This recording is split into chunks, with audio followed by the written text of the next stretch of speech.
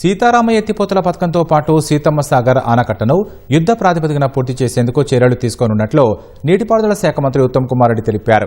సీతారామ ఎత్తిపోతల పథకం పనుల పురోగతిపై హైదరాబాద్ జలసౌధలో ఉప ముఖ్యమంత్రి భట్టి విక్రమార్క, మంత్రులు తుమ్మల, పొంగులేటితో కలిసి ఉత్తమ్ సమీక్ష నిర్వహించారు. ఇల్లెందుకు సాగునీరుకు సంబంధించి గతంలో సీఎం రేవంత్ రెడ్డిని కలిసిన మాజీ ఎమ్మెల్యే గుమ్మడి నర్సయ్యను కూడా సమావేశానికి ప్రత్యేకంగా ఆహ్వానించారు. అనుమతులు, పనుల పురోగతి, భూసేకరణ సంబంధిత అంశాలపై ఇంజనీర్ల సమావేశంలో పవర్ పాయింట్ ప్రజెంటేషన్ ఇచ్చారు. సమస్యలు పరిష్కరించి పనులు వేగవంతం చేయాలని ఇంజనీర్లను మంత్రులు ఆదేశించారు. గత ప్రభుత్వ హయాంలో సీతారామ ప్రాజెక్టుకు నీటి కేటాయింపులు జరగలేదని, ప్రాజెక్టు పనులు ముందుకు తీసుకెళ్లేందుకు ఒక ప్రణాళిక రూపొందించామని ఉత్తమ్ వివరించారు.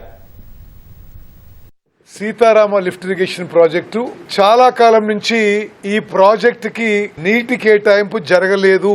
15-16 నెలల మా కృషితో సీతారాం లిఫ్ట్ ఇరిగేషన్ ప్రాజెక్టుకి 67 టీఎంసీలు నీటి కేటాయింపు సెంట్రల్ వాటర్ కమిషన్ ద్వారా మా ప్రభుత్వంలో జరిగిన విషయం అంతా తెలంగాణ ప్రజలందరికీ తెలియజేస్తూ చాలా సంతోషిస్తున్నాము. సీతమ్మ సాగర్ బ్యారేజ్ కూడా ఎన్జిటి కేసులతో ఆగి ఉన్న ప్రాజెక్టు కూడా సరే దానికి ముందుకు తీసుకుపోవడానికి ఒక ప్రణాళిక రూపొందించడం జరిగింది.